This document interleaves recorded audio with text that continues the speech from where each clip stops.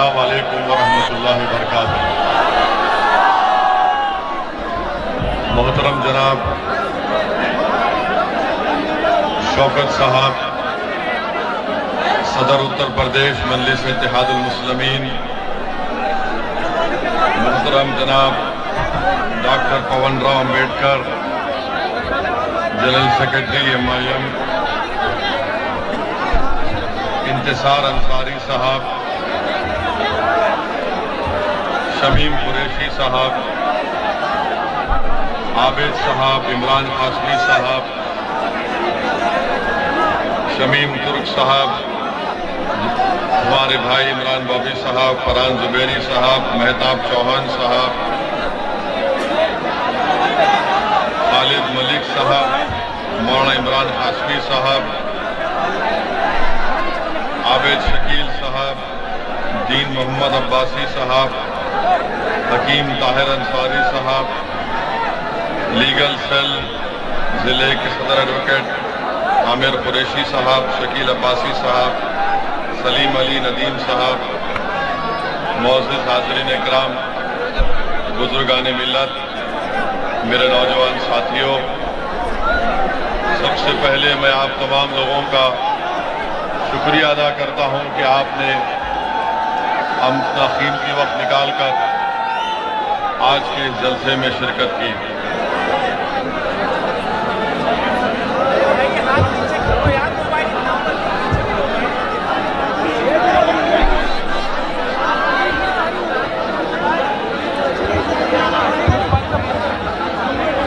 मेरे अजीज दोस्तों और बुजुर्गों,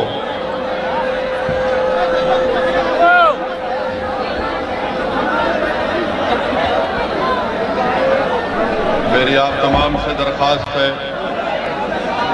कि यहाँ पर जो लोग करीब में हैं ज़रा थोड़ी देर खामोश बैठ जाइए ताकि मैं अपनी बात को रख सकूं और आप लोग इत्मीनान से मेरी बात को सुने। हमारी इज़्ज़तदार माँ और बहनें भी बैठी हैं। मेरे अजीज दोस्तों और बुजुर्गों, मैं आपसे ये गुजारिश करने आया हूं कि आने वाले विधानसभा के चुनाव में इंशाअल्लाह ताला मजलिस इत्तेहादुल मुस्लिमीन ना सिर्फ मुजफ्फरनगर शहर बल्कि ज़िले मुजफ्फरनगर से भी अपने उम्मीदवारों को, अपने कैंडिडेट्स को मैदान में उतारेगी। मैं आपसे ये अपील करने आया हूं कि आप तमाम मुत्तहिद होकर अपने वोट का इस्तेमाल मजलिस इत्तेहादुल मुस्लिमीन के हक़ में करिए। मेरे अजीज दोस्तों और बुजुर्गों,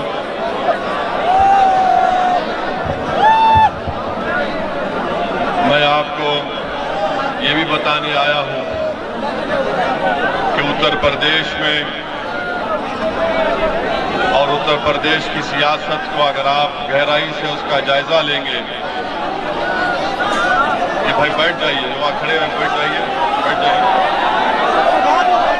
बैठ जाइए, बैठ जाइए। उत्तर प्रदेश की सियासत आपसे पुकार पुकार कर कह रही है कि जिस समाज के पास उसका नेता है, के पास एक सियासी ताकत है, उन्हीं के मसाइल को हल किया जाता है, उन्हीं की तकालीफ को सुना जाता है और इंसाफ उनसे होता है जिनके पास सियासी ताकत होती है। अगर आज आप लोग मुत्तहिदा तौर पर अपनी आवाज़ को मजबूत नहीं करेंगे, अगर आप लोग उत्तर प्रदेश में अपनी सियासी क़यादत को नहीं बनाएंगे तो फिर नुकसान हमारा होगा। बरसों आप तमाम ने मुख्तलिफ सियासी पार्टियों का साथ दिया, मगर आज असदुद्दीन ओवैसी हजारों किलोमीटर का फासला तय करके उत्तर प्रदेश में इसलिए आया है ताकि इस नाइंसाफी के दौर का खात्मा हो सके। ताकि आपको अपना एक जायज मुकाम मिल सके। मेरे अजीज दोस्तों और बुजुर्गों, उत्तर प्रदेश में आज हर समाज की एक अहमियत है, उनका एक मुकाम है और उनकी कोई वोट की और उनकी आवाज की कीमत भी है और अहमियत भी है। अगर उत्तर प्रदेश की सियासत में किसी की अहमियत नहीं है तो वो उत्तर प्रदेश के 19% मुसलमान हैं। मैं ये इसलिए आपसे कह रहा हूं, मैं सिर्फ जज्बात में लाने के लिए आपको नहीं कह रहा हूं, बल्कि सच्चाई आपके सामने बयान कर रहा हूं। आपका ताल्लुक उस शहर से है, आपका ताल्लुक उस सरजमीन से है जहां पर सितंबर 2013 में भारत की तारीख का एक बददुमा फसाद मुजफ्फरनगर में किया गया। ये बात बिल्कुल सच है कि आज भी हजारों की तादाद में हमारे घर को हम वापस नहीं जा सकते। ये बात बिल्कुल सच है कि सौओं की तादाद में हमारी मोटरसाइकिल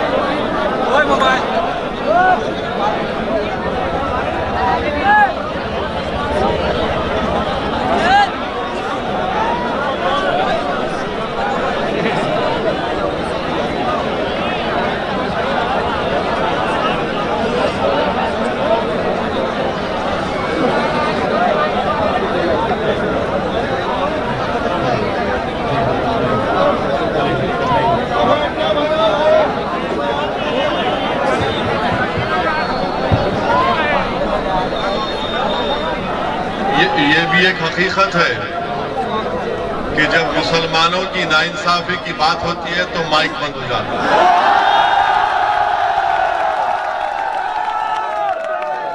ये हमेशा होता है, मगर इंशाअल्लाह ताला एक वक्त उत्तर प्रदेश में अनकरीब जरूर आएगा जब हमारी आवाजों को माइक की जरूरत नहीं पड़ेगी और वो वक्त इंशाअल्लाह ताला आपको लाना पड़ेगा। वो आपके दिलों में जो जज्बात छुपे हुए हैं, उन जज्बात को आपको अपनी जबान से उसकी तर्जुमानी करना पड़ेगा और अपने वोट से आपको अपनी आवाज को मजबूत करना पड़ेगा। मेरे अजीज दोस्तों और बुजुर्गों, मैं आपसे अर्ज कर रहा था मुजफ्फरनगर के फसादात के बारे में। हो सकता है कि कोई यहां पर खड़े होकर ये सवाल करे कि असदुद्दीन ओवैसी, जब समाजवादी पार्टी की सरकार थी उस वक्त उत्तर प्रदेश विधानसभा में करीब 70 मुसलमान एमएलए जीत कर आए थे। मैं उन लोगों से ये सवाल मेरा होगा कि जब 70 के करीब एमएलए मुसलमान जीत कर आए थे, उस विधानसभा में थे, तो फिर ये मुजफ्फरनगर का कांड कैसे हुआ? मेरे अजीज दोस्तों और बुजुर्गों, आप इस बात को बखूबी समझते हैं कि अगर 70 एमएलए मुजफ्फरनगर के फसादात को रोक नहीं पाए और इंसाफ नहीं दिला पाए, तो फिर आप इसलिए हम इंसाफ नहीं कर पाए, ना उस फसाद को रोक पाए, क्योंकि जितने मुसलमान एमएलए जीत कर आए थे उनकी पार्टियों ने उनको कमजोर बनाकर रख दिया, उनकी जबानों पर ताला लगा दिया और उनसे कहा कि खबरदार तुम अपनी आवाज नहीं उठाओगे। मजलिस इत्तेहादुल मुस्लिमीन आपसे वादा कर रही है कि अगर आपके वोट और अल्लाह के फजलो करम से मजलिस का उम्मीदवार विधायक बनकर उत्तर प्रदेश की विधानसभा में जाएगा तो उसको हम पूरी इजाजत देंगे कि हर नाइंसाफी के खिलाफ आवाज उठनी चाहिए, चाहे मुसलमान पर हो या हमारे हिंदू भाई पर हो या दलित पर हो या बैकवर्ड क्लास पर हो।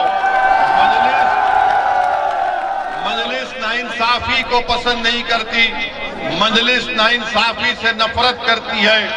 और मेरे अजीज दोस्तों और बुजुर्गों, समाजवादी की सरकार थी, मुजफ्फरनगर का फसाद हुआ, इतनी बड़ी तादाद में पार्टीशन के बाद अगर लोग बेघर हुए तो करीब 40,000 और 50,000 के करीब गरीब मुसलमानों ने अपने गांव को, अपने घर को, अपनी जमीन को, अपनी लहलाती खेतों को, अपनी मस्जिदों की वीरानी को कबूल करना पड़ा।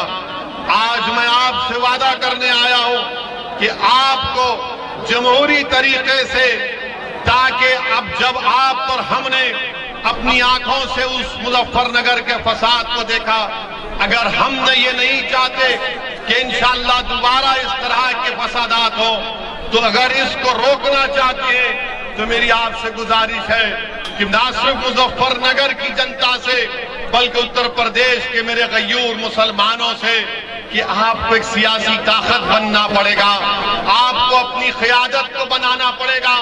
मुजफ्फरनगर के मेरे गयूर भाइयों और बहनों, मैं मुजफ्फरनगर के मेरे साथियों, कब तक आप समाजवादी पार्टी के लिए, कांग्रेस के लिए, बीएसपी के लिए, आरएलडी के लिए आप कब तक दरी बिछाते रहेंगे? आप दरी बिछाते रहे और उनको उनके सरों पर आप अपना ताज रखते रहे। मैं आपसे वादा कर रहा हूं कि अब दरी बिछाने का वक्त नहीं है, अब आपको ताज पर बैठने का वक्त है, अपने सर पर ताज रखने का वक्त है। दरी नहीं बिछाएंगे, अब हम चादर नहीं फैलाएंगे, हम अपना हिस्सा उत्तर प्रदेश की सियासत में लेकर रहेंगे इंशाअल्लाह ताला। ये तब्दीली आपको पैदा करना है। आप कब तक इन तमाम पार्टियों के लिए, इनके नेताओं के लिए दरी बिछाते थे कि ये नेता आ रहा है, समाजवादी का नेता, कांग्रेस का नेता, आरएलडी का नेता, बीएसपी का नेता। मेरे अजीज दोस्तों और बुजुर्गों, अब दरी बिछाने का वक्त नहीं है, अब आपको मंच पर खड़े रहकर उत्तर प्रदेश की विधानसभा में जाकर अपने मसाइल का हल तलाश करना पड़ेगा। आप इतनी बड़ी ताकत में यहां पर है, 19% उत्तर प्रदेश के मुसलमान हैं, मगर आप मोहताज हैं। किसके मोहताज हैं? इन तमाम सियासी पार्टियों के।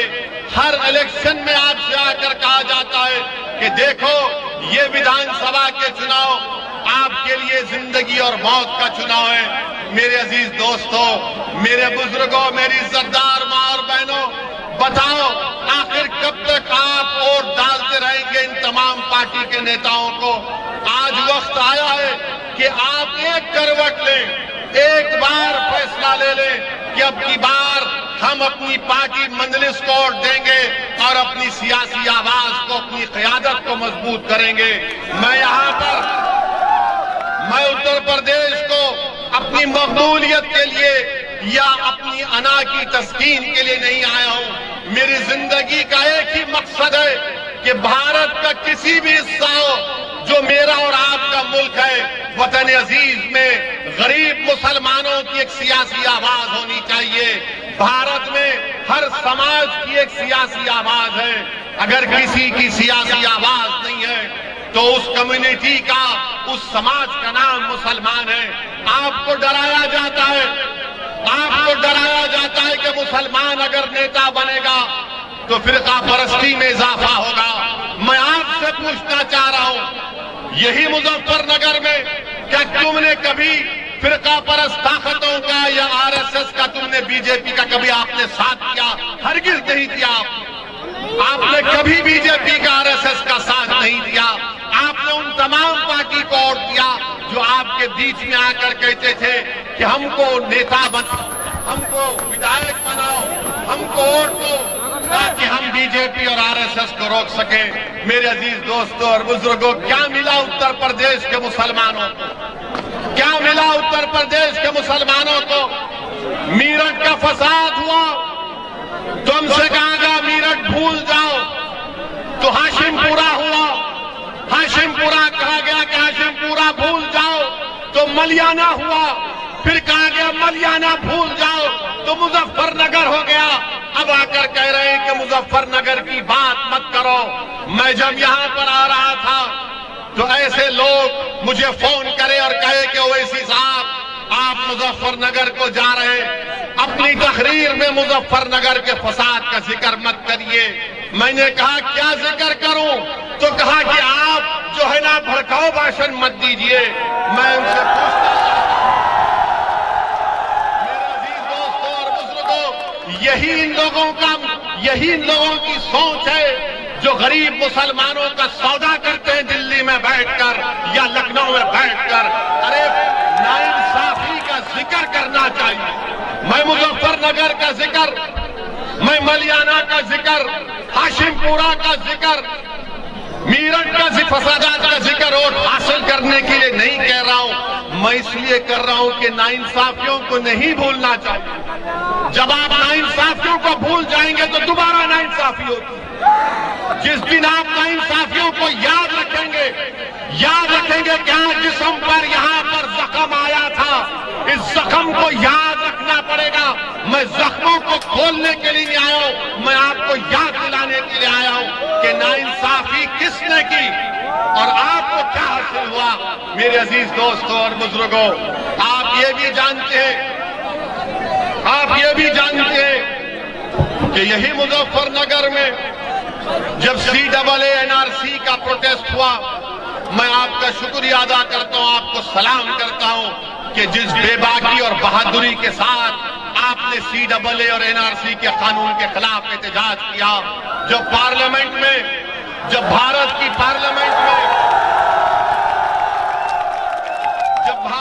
पार्लियामेंट में CAA और NRC का कानून पार्लियामेंट में आया, मेरे अजीज दोस्तों और बुजुर्गों, कांग्रेस पार्टी भी है, समाजवादी भी है, BSP भी है, ममता बनर्जी की पार्टी भी है, सब पार्टियां हैं जो अपने आप को नाम निहाद सेकुलर कहती हैं। बीजेपी ने कानून लाया।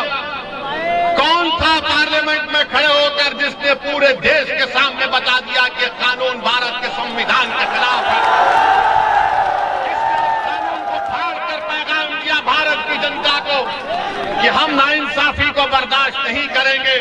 मेरे अजीज दोस्तों और बुजुर्गों, मुझसे कई दूसरी सियासी पार्टियों के कायदीन ने कहा कि ओवैसी तुमको क्या जरूरत थी कानून को फाड़ने की? तो मैंने कहा मेरी तकरीर को तुमने पार्लियामेंट में नहीं सुना। मैंने वो काम किया जो गांधी ने किया था।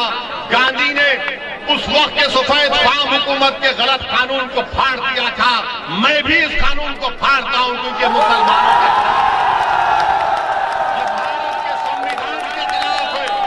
ये भारत के फंडामेंटल राइट्स के खिलाफ है। मेरे अजीज दोस्तों और बुजुर्गों, हम पार्लियामेंट में सिर्फ मजलिस के 2 MP हैं, मगर अल्लाह के फजलो करम से आपकी दुआओं की वजह से हम पार्लियामेंट के दोनों दीवार को हिलाकर रख देते हैं। अगर उत्तर प्रदेश में मजलिस के MLA कामयाब हो जाएंगे इंशाअल्लाह, अगर उत्तर प्रदेश में आपकी क़ियादत बनेगी, तो आप खुद सोचो कि कल कोई नाइंसाफी करने से पहले सोचेगा कि नहीं अब इनका नेता है, अब इनकी पार्टी है, इनकी एक ताकत है, इनकी एक शनाख्त है, इनसे कोई पंगा नहीं ले सकता, इनसे नहीं।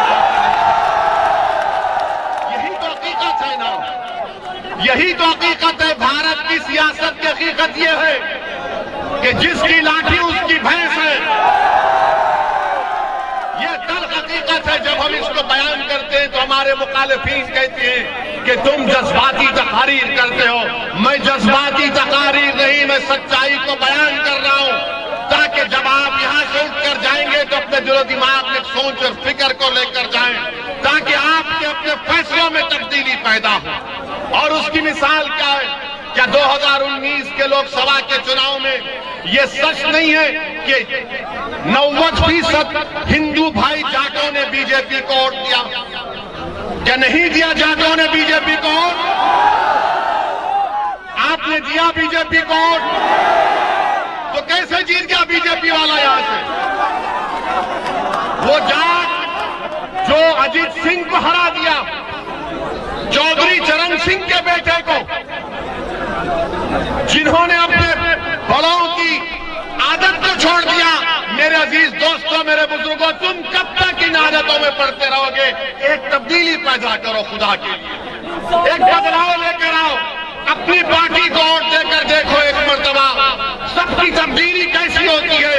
जब जाटों ने अजीत सिंह को छोड़ दिया, चौधरी चरण सिंह की पार्टी को छोड़ दिया, तो क्या उत्तर प्रदेश के मुसलमान उस रिवायती सियासत को छोड़ेंगे? नहीं छोड़ेंगे। मेरे अजीज दोस्तों और बुजुर्गों, जहां पर बात CAA NRC के कानून की आई, तो मैं यहां पर हाजी हसन साहब, जो मुजफ्फरनगर खालापार एरिया के रहने वाले, जिनके घर में घुसकर योगी की हजरत पुलिस ने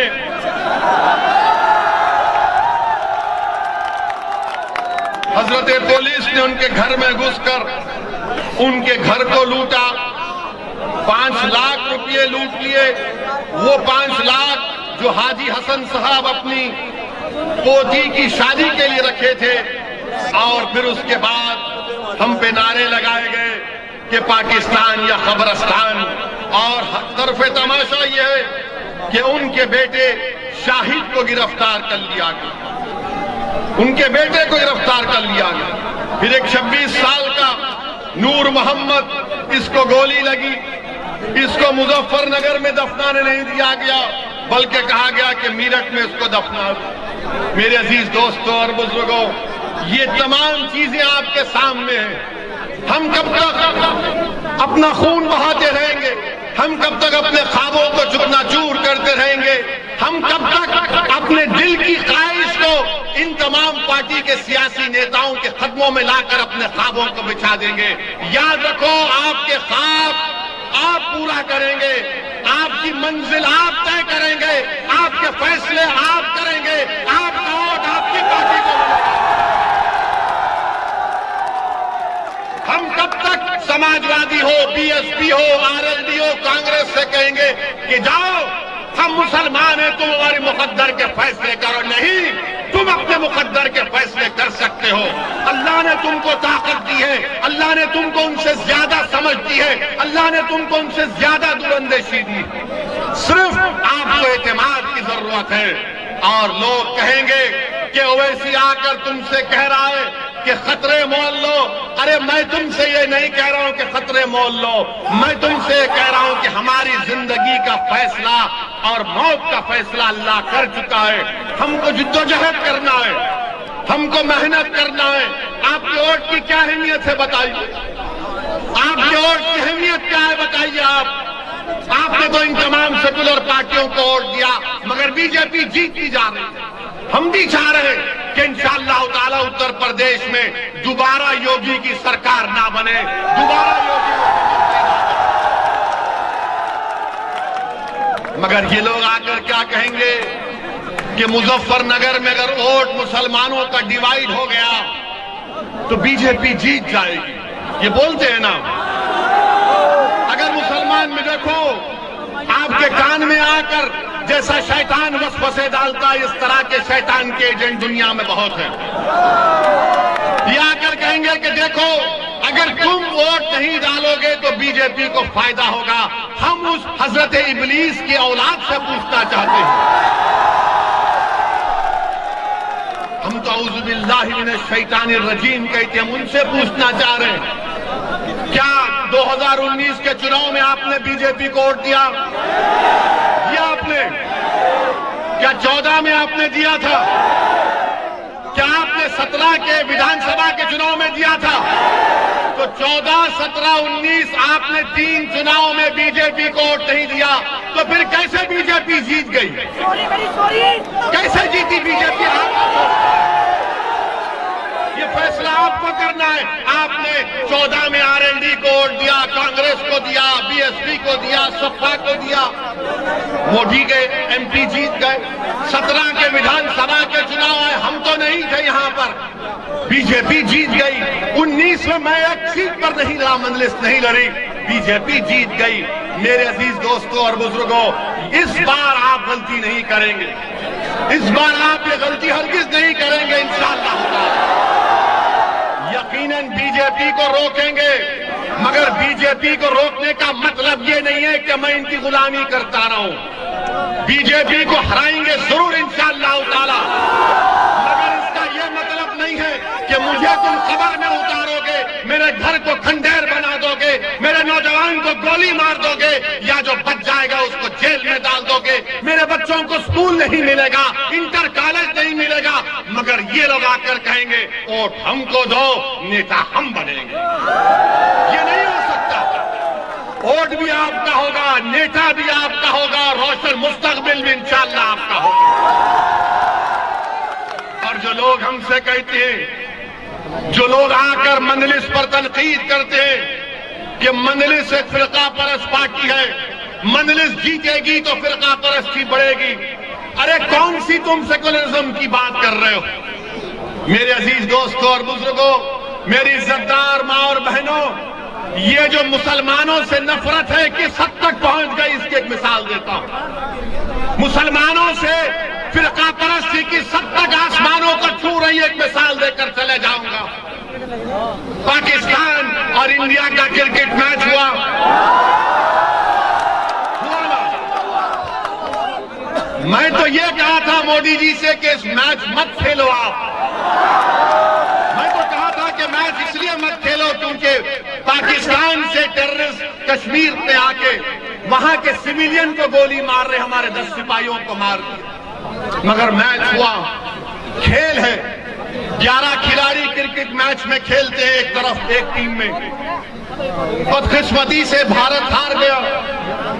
तो किस पर इल्जाम लगाया शिकस्त का? किस पर लगाया इल्जाम? बोलो, किस पर इल्जाम लगा? किस पर इल्जाम लगा? तो क्या शमी एक ही प्लेयर था 11 में? 11 की टीम थी, मगर फिरका परस्ती बताने के लिए आपसे कह रहा हूं कि टीम हारी, हमको तकलीफ है, मगर शमी पर जिम्मेदारी डाल दी कि शमी की वजह से हार गए, शमी की वजह से हारते।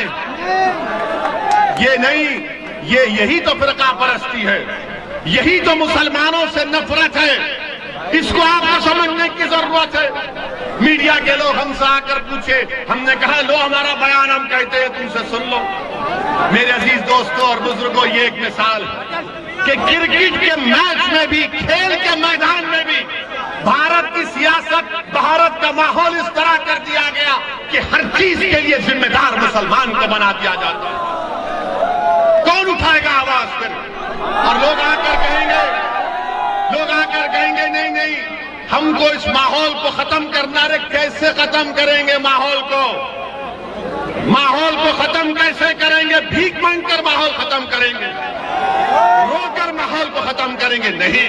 जमहूरियत आपको इस बात की इजाजत देता है कि आप सियासत में हिस्सा लें, अपने वोट से अपने उम्मीदवार को कामयाब करें, और अगर कोई आपसे बदतमीजी करना चाहता है तो आप कहें कि मंजलिस का ये कैंडिडेट हमारे सामने, तुम इससे बात करवा के।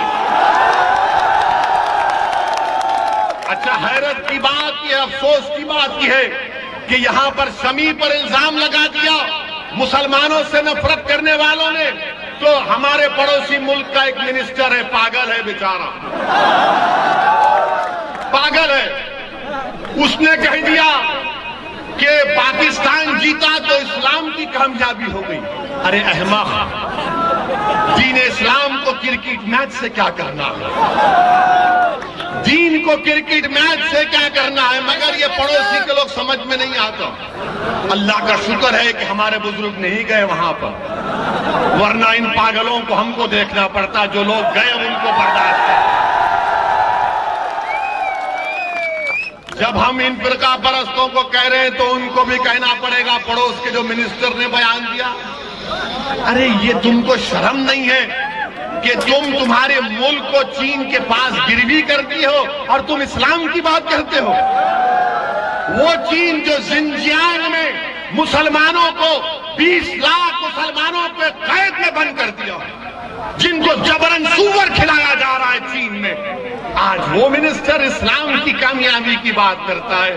अरे मिनिस्टर, पाकिस्तान में तुम एक मलेरिया की दवा नहीं बना सकते, तुम एक मोटरसाइकिल का टायर तैयार नहीं कर सकते। भारत बहुत आगे है, भारत से पंगा मत लो। ये हमारा घर का मामला, हम घर में तय कर लेंगे। हमको पाकिस्तान से कभी मतलब था ना कभी रहेगा। और हम ये हमारे शमी को गाली देने वालों से कहेंगे, प्यारे शमी के जैसा बॉलर फिर कभी नहीं मिलेगा। मगर दुश्मनी करना है, नफरत फैलाना है, हमारे हिंदू भाइयों में नफरत फैलाना कि देखो 11 की टीम में 1 से हार गए। मेरे अजीज दोस्तों और बुजुर्गों, आपको यह भी बताना जरूरी समझता हूं कि आप त्रिपुरा में, भारत का एक स्टेट है त्रिपुरा, वहां पर पिछले 5 दिन से 15 मसाजिद को नुकसान पहुंचा दिया गया। 15 मसाजिद को नुकसान पहुंचा दिया गया, बाज़ मसाजिद को जला भी दिया गया। ये कहां गए मोदी जी? कहां गए अमित शाह? कहां गए सबका साथ, सबका विकास, सबका विश्वास? मेरे अजीज दोस्तों और बुजुर्गों, हम त्रिपुरा की सरकार से, भारत के प्रधानमंत्री से कह रहे हैं कि रोकिए त्रिपुरा में जो ये फिरका परस्त विश्व हिंदू परिषद और बजरंग दल के लोग जो त्रिपुरा की मस्जिदों को नुकसान कर रहे हैं, रोकिए। ये तमाम के तमाम आपके लोग हैं। आप अगर 1 मिनट को उनको रोक सकते हैं, मगर 15 मसाजिद को नुकसान पहुंचा दिया गया। ये बीजेपी का असली चेहरा है। ये नरेंद्र मोदी के झूठे वादे हैं, ये झूठे वादे हैं कि त्रिपुरा में मस्जिदों को नुकसान पहुंचाया जा रहा है।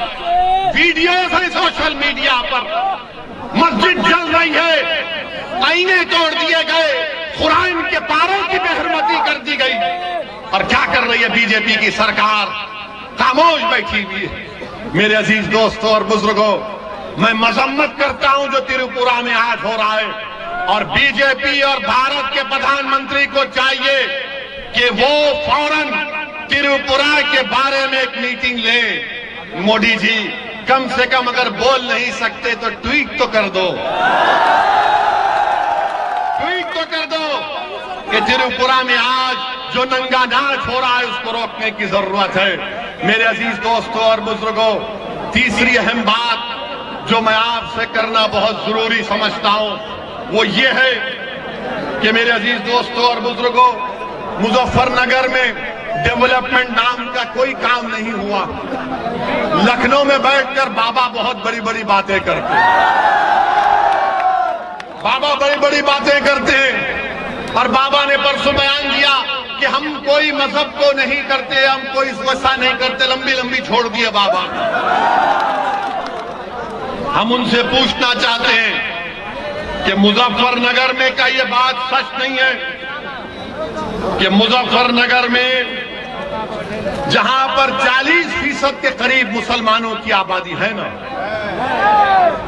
यहां पर 40% मुसलमानों की आबादी के लिए आपको बताना चाहूंगा कि सिर्फ 4 कम्युनिटी हेल्थ सेंटर, जहां पर 40% मुसलमान है वहां पर 4 है।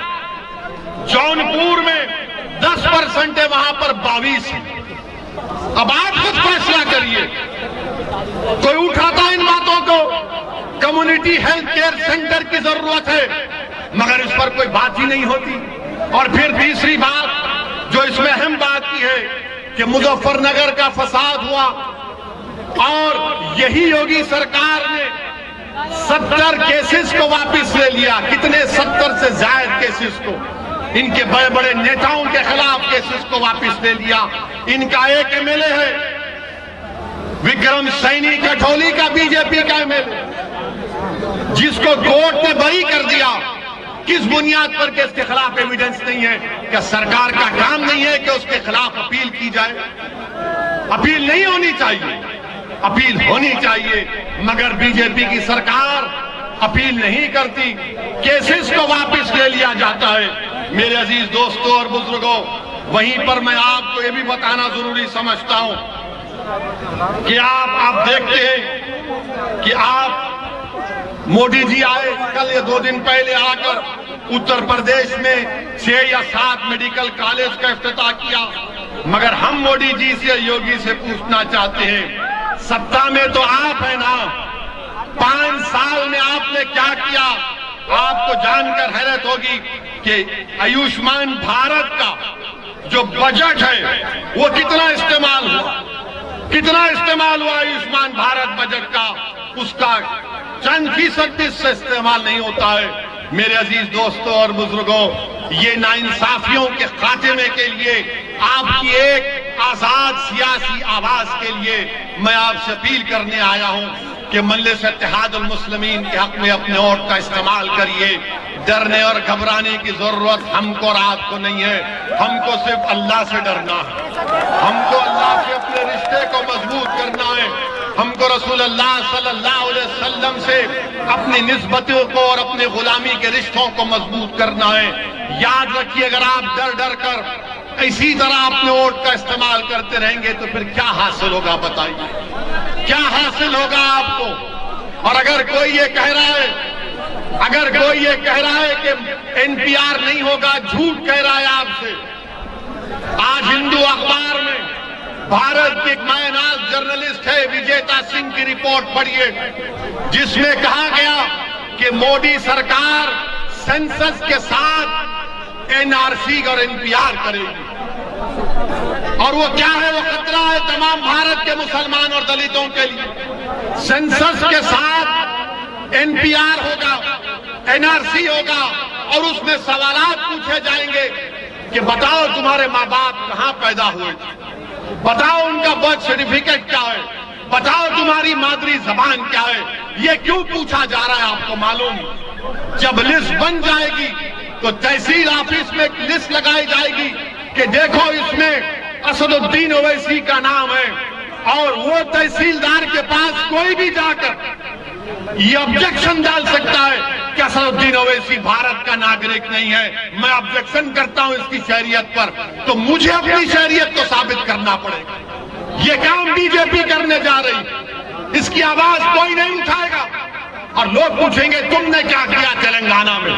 हमारे पास तेलंगाना रियासत में 7 एमएलए मजलिस के, हमने अपने चीफ मिनिस्टर मुख्यमंत्री से बैठकर कहा, पूरे तमाम मुसलमानों की तंजीमों को लेकर गए, जिसमें जमीयतुल उलमा भी शामिल, जिसमें जमात इस्लामी, तबलीगी जमात, अहले हदीस, अहले सुन्नत, सबको लेकर गए, शिया भी थे। सबको ले जाकर हमने चीफ मिनिस्टर से कहा कि आप सेंसस करेंगे, एनपीआर नहीं करेंगे।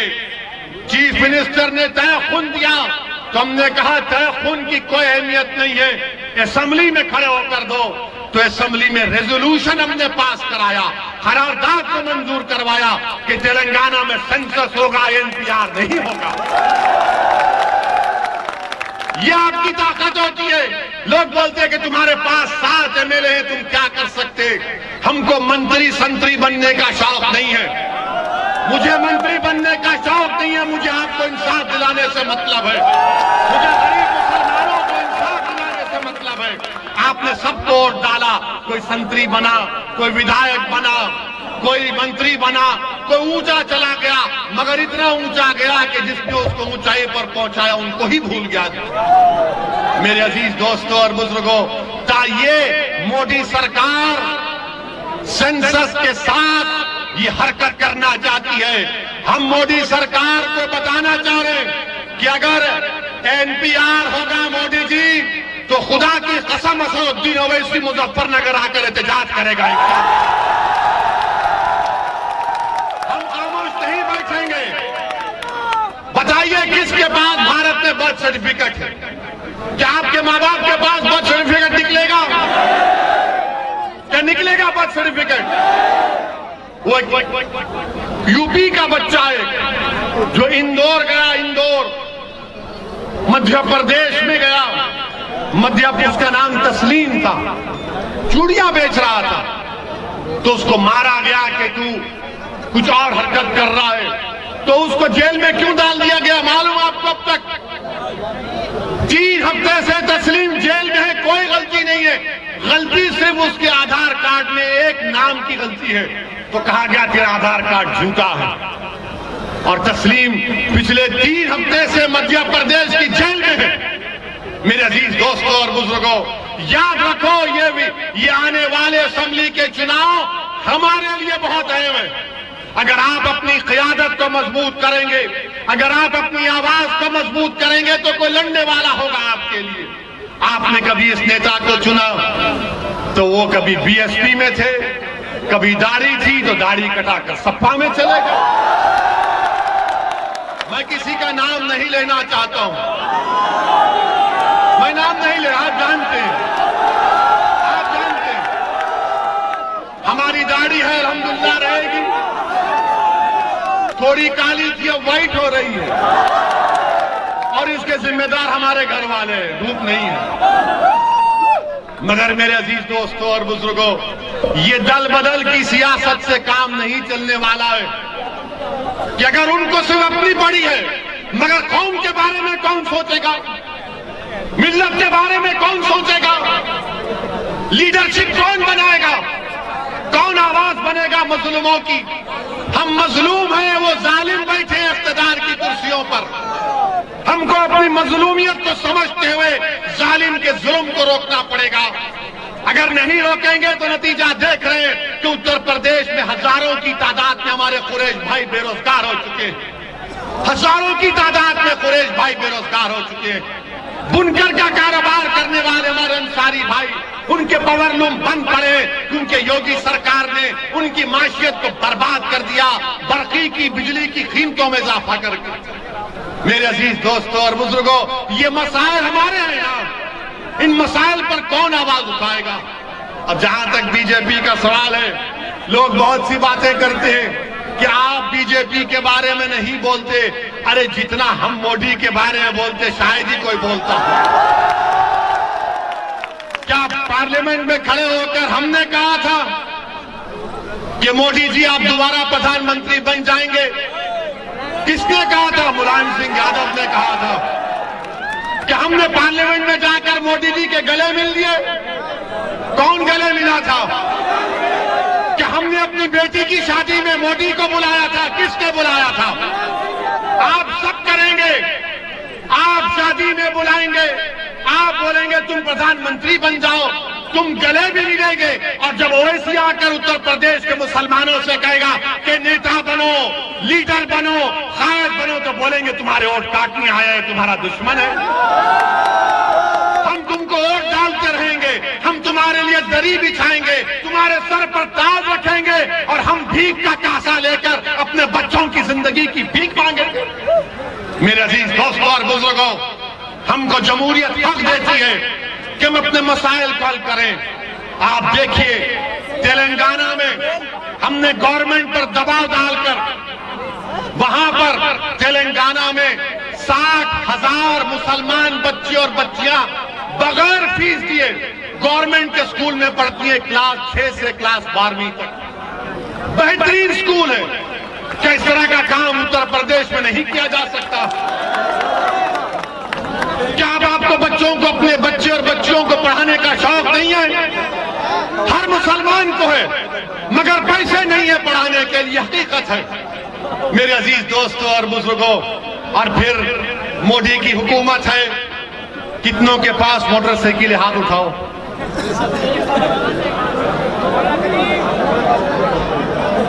कितनों के पास पेट्रोल की गाड़ी है?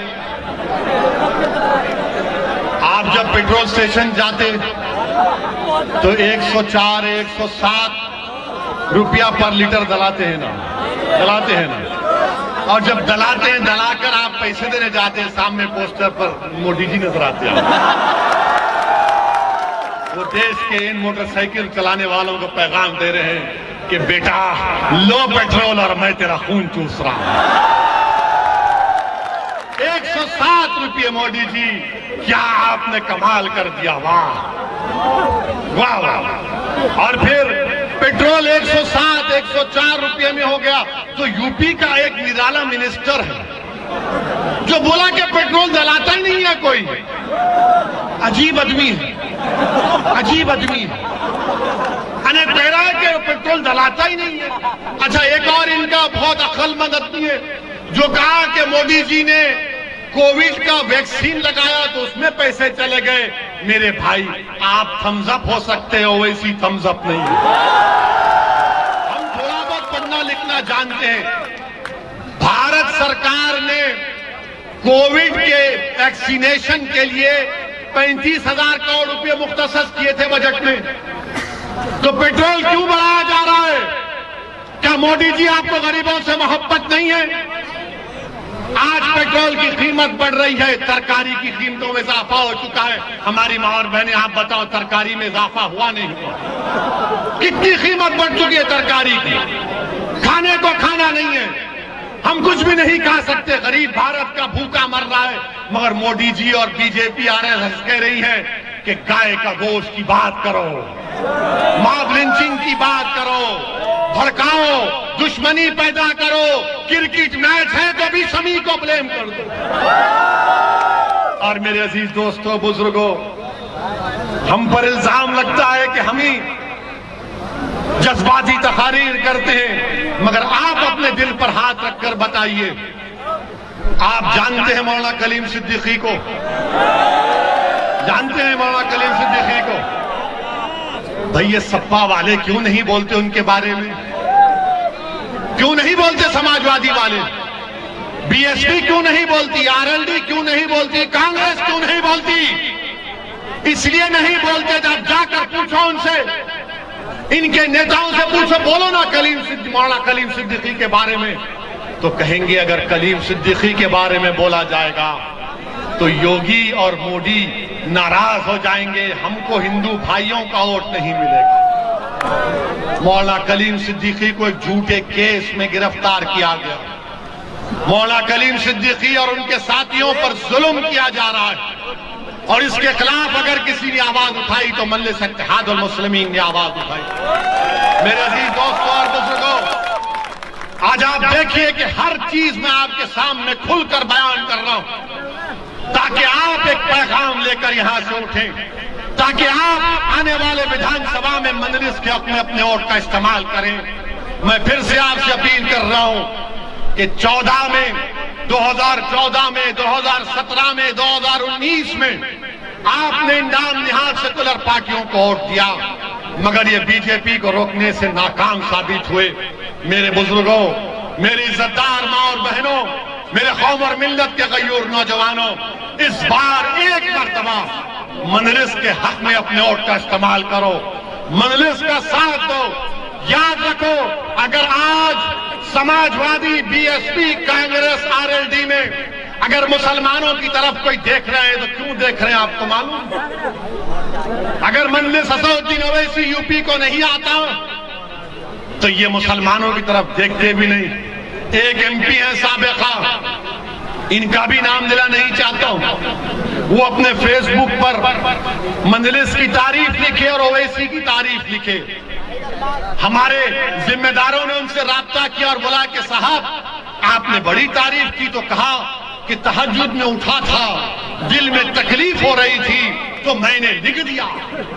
हमारे लोग खुश हो गए, मैं मुस्कुरा रहा था। मेरा ठीक है। 2 दिन के बाद मालूम हुआ कि अखिलेश यादव के बगल में खड़े होकर फोटो ले रहे हैं। हमारी तारीफ लिखेंगे तो अखिलेश बोलेगा आजा मेरे पास। मजलिस के डर से बुला रहे हैं, तो मालूम हो गया कि उत्तर प्रदेश के मुसलमानों में मजलिस अपना घर बना चुकी है, एक मुकाम पैदा कर चुकी है। अखिलेश यादव हो, कांग्रेस हो, आरएलडी हो, तुम नेताओं को ले रहे हो, मैं जनता को अपने साथ लेके जाऊंगा। जनता के बगैर कोई नेता नहीं है, ठेंगा रहता है। जनता है तो नेता है, अवाम है तो कायद है। आवाम कायद को बनाती है, जनता नेता को बनाती है।